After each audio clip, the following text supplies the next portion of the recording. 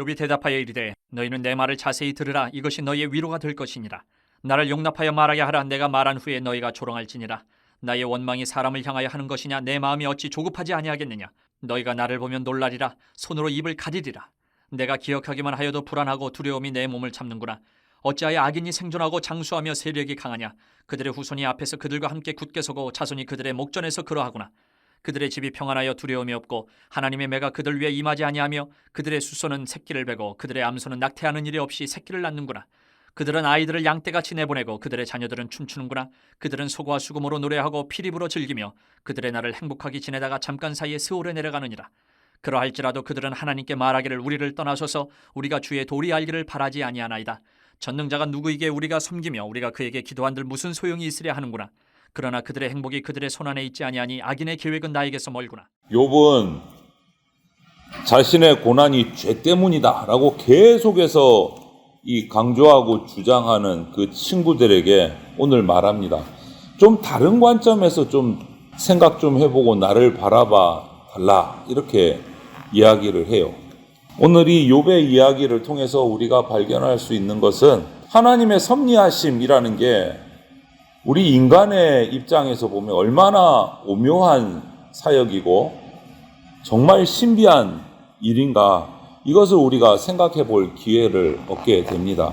그래서 하나님의 이 섭리, 작정 이것이 어떠한 특징을 가지고 있는지 어떻게 우리가 조금 더 알 수 있을까? 다 알 수는 없지만 이런 것들을 우리가 오늘 교훈을 받으면 좋겠는데 그 첫 번째가 하나님의 섭리를 조금이라도 우리가 좀 이해를 해보려면 하나님의 말씀을 자세히 읽어야 합니다. 오늘 1절에서 5절 본문을 보면 욥은 친구들에게 내 말을 좀 자세하게 들어달라 이렇게 이야기를 해요. 자세하게. 지금까지 욥의 말을 좀 제대로 들었다라면 무시하지 않고 제대로 들었다라면 그 욥이 한 말들이 친구들에게 얘기한 것도 아니고 하나님의 섭리하심, 하나님이 통치하심에 대해서 내가 잘 모르니까 답답하다. 어떨 때는 원망투의 말도 나오고 그런 거를 알 수 있을 거다. 너희를 욕한 것도 아니고 내 고난을 탓한 것도 아니고 내가 하나님의 그 섭리하심이 궁금하다. 모르니까 너무 답답하다. 이것을 알 수 있을 건데 또 내 모습을 좀 다시 한번 자세히 봐주라. 내가 얼마나 참혹한 고통 속에 있는지 다시 한번 봐달라. 그러면 내 처지를 알 수 있을 거다. 이렇게 말을 하는 거예요. 이 말은 뭡니까?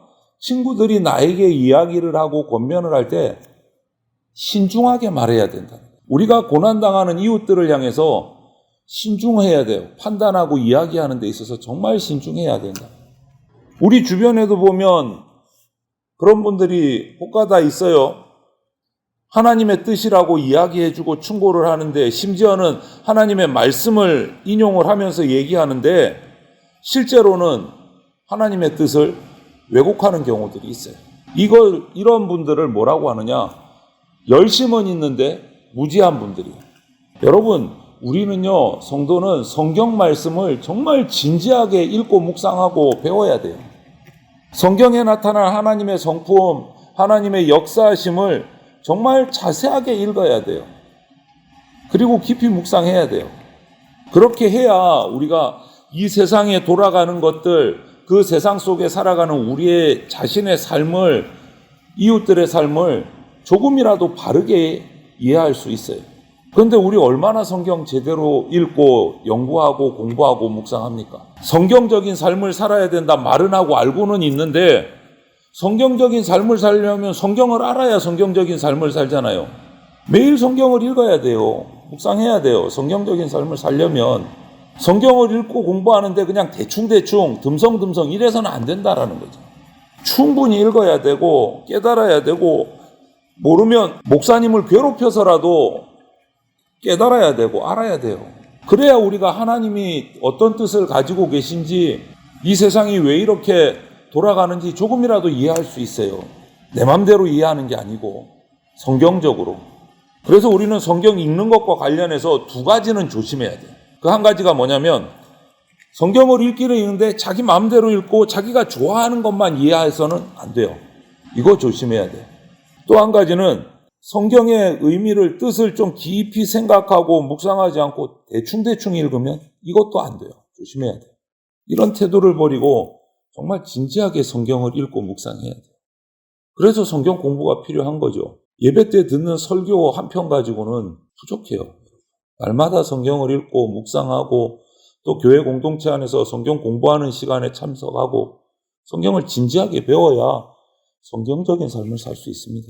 그래서 우리 성도는 어떤 상황에서 나의 상황이든 이웃들이나 지체들의 상황이든 성급하게 판단하고 말해서는 안 돼요. 그렇게 하지 말고 성경을 읽고 묵상하면서 그 상황들을 자세하게 살펴서 하나님의 뜻이 뭘까? 이거를 고민해야 돼요. 두 번째로 하나님의 섭리를 좀 우리가 이해하려면 하나님의 통치를 의심하지 않고 나가야 돼요. 하나님의 통치를 의심하는 순간 우리는 하나님의 뜻을 바르게 알 수가 없어요. 6절에서 13절을 보면 욥의 친구들은 악인은 절대 성공할 수 없다. 이거를 주장해 왔어요. 악인은 절대 성공할 수 없다. 악인은 망한다. 멸망한다. 그런데 욥이 보는 악인의 현실을 보니까 그렇지가 않은 거예요. 욥이 볼 때. 그것을 적어놨어요. 악인은 장수하고 세력이 강하고 후손들도 잘 되고 평안하고 두려움도 없고 춤추고 노래하고 피리 불면서 잘 살아간다. 행복하게 지내고 죽을 때도 행복하게 죽더라. 그 얘기를 해요. 모든 것이 친구들의 말과는 지금 정반대인 거예요.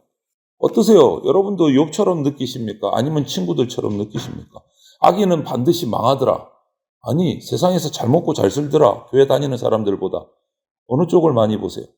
우리는 이런 어려움을 당할 때 이게 왜 이러지? 이거는 아닌 것 같은데 왜 악인이 잘 되고 잘 풀리는 것 같을까? 그러면 우리 이제 답답해져요. 성도들은 억울하기도 하고 심지어 원망하는 마음이 생기기도 하고 정말 하나님이 우리를 보고 계신 거 맞나? 하나님이 정말 경건하게 살고자 하는 이 성도를 도우시는 거 맞을까? 이런 생각들이 드는 거죠. 그런데 우리가 잊지 말할 것은 지금도 하나님이 우리를 통치하고 계십니다. 눈에 보이는 것에 속아서는 안 돼요. 모든 것을 통치하고 계시는 주님을 믿음의 눈으로 바라봐야 됩니다. 이것이 의심되는 순간 하나님의 뜻을 알 수가 없어요. 원망하고 낙심의 자리로 갈 수밖에 없어요. 오히려 악인이 형통하고 경건한 자가 고난받는 것을 통해서 선한 열매를 맺게 하신다라는 것을 믿고 찬송해야 돼요. 하나님의 계시인 이 성경에 근거하지 않고 우리가 그냥 날 것으로 세상을 바라보게 되면 곤란합니다. 정신이 없어요. 아닌 것도 같고 맞는 것도 같고 오락가락하게 되는 거예요. 그래서 우리는 성경을 통해서 세상을 바라봐야 돼요. 성경을 통해서. 그리고 짧은 기간, 어떨 때는 한 사람의 인생만 두고 하나님이 공의로우신가? 일 안 하시나? 이런 것들을 의심해서는 안 돼요. 하나님의 통치를 의심해서는 안 돼요. 창세로부터 지금까지 이 온 우주 만물을 다스리면서 역사 속에서 통치하고 계시는 하나님을 생각해야 돼요. 하나님의 지혜를 신뢰해야 됩니다. 의심하면 안 된다. 단지 우리가 악인에게 심판을 그때그때 내리지 않으시고 왜 이렇게 그냥 내버려 두시나? 그것은요, 그 악인도 회개하고 돌아오기를 바라는 하나님의 사랑이에요. 기다려 주시는 거예요. 이 기다림 덕분에 조금 일찍 돌아온 저와 여러분들이 살아있는 거예요. 다시 한번 말씀드리지만 죄 지으면 바로바로 심판하시면 이 가운데 앉아있을 사람 한 명도 없습니다. 다 징계받아야죠. 저나 여러분들이나. 기다려주심 덕분에 살아있는 거예요. 그 악인들도 마찬가지예요. 아직 돌아오지 않았기 때문에 하나님이 기다려주시는 거예요. 그런데 우리는 그 장면만 딱 보면 하나님이 통치를 안 하시나? 왜 악인들을 그냥 내버려 두시나? 이런 마음이 드는 거예요. 성경을 통해서 봐야 그런 잘못된 생각을 하지 않을 수 있다. 하나님의 통치를 의심하지 않을 수 있다. 결국 악인은 하나님의 심판을 피할 수 없습니다. 하지만 우리가 보는 단편적인 모습에서 악인은 내 앞에서 잘 사는 것 같고 심판 없는 것 같이 살기도 합니다. 하지만 우리는 의심치 말아야 돼요. 하나님은 그들을 통치하고 계신다라는 것을 의심하지 않아야 오해하지 않을 수 있습니다. 또 한 가지는 하나님의 섭리를 바르게 이해하려면 모든 만물의 흐름과 역사의 흘러감이 하나님 손 안에 있다라는 것을 기억하고 있어야 돼요. 하나님 손 안에 있다. 악인들의 형편을 보면 오늘 14절에서부터 16절 이 욥의 말을 들어보면 악인은 이 세상에서 잘 되고 문제가 없으니까 자꾸 교만해진대요. 하나님을 모르니까 잘 되는데 그런데 내가 뭐 한다고 하나님을 찾나? 내가 기도할 필요 없잖아. 악인들의 영향이 모습이 이렇다라는 거예요. 지금 잘 되는데 무슨 기도를 해. 오히려 하나님을 비웃고 돈이 최고다라고 얘기하고 악인들은 뭐 예배 드릴 생각, 기도할 생각 전혀 없는 거죠. 잘 되고 있으니까. 그걸 누가 막겠어요? 아무도 막을 수 없어요. 하나님만이 심판하실 수가 있는 거예요. 그러면서 그들이 하는 말이 뭡니까? 하나님에게 우리를 떠나소서. 이렇게 얘기한다고 오늘 본문이 얘기하는 거예요. 우리를 떠나소서. 그러면서 아무렇지도 않게 살아가는 거예요. 그런 모습을 보면 우리 성도들 입장에서는 답답하고 충격적인 거예요. 저렇게 하나님을 모르는 자들이 잘 되는 걸 보면 우리는 막 배신감이 느껴지는 거죠. 그런데 그런 악인의 형통함, 교만, 그것조차도 전능하신 주님 손 안에 있다라는 것을 의심치 말아야 됩니다. 하나님이 관여하지 않고도 잘 사는 것 같지만 오히려 하나님이 그들을 그렇게 만드시고 기다리고 계시고 그들의 악한 행동조차도 주님의 통치 아래서 주님의 손 안에서 하나님이 필요에 따라 사용하신다.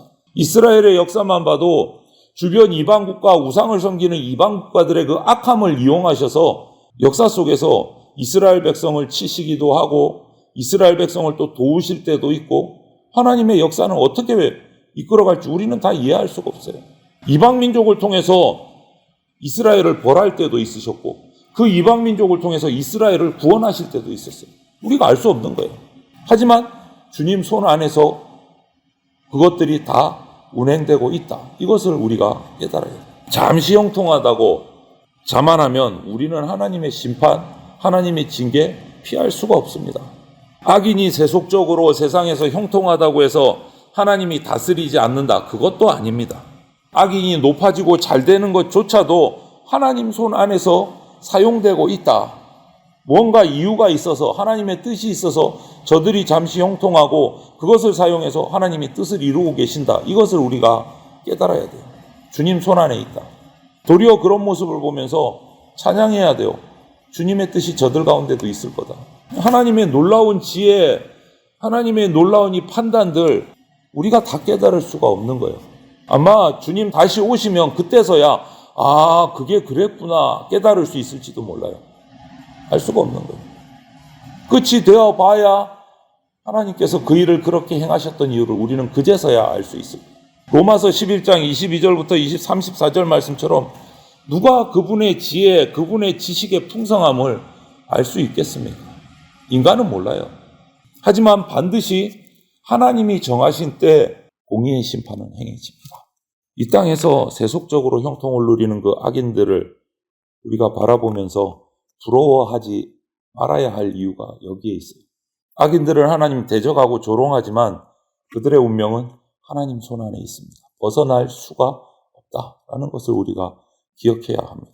우리 인간의 어떤 미약한 경험, 그 짧은 지식을 가지고 하나님의 살아계심, 하나님의 다스리심을 한순간이라도 의심하지 말아야 돼요.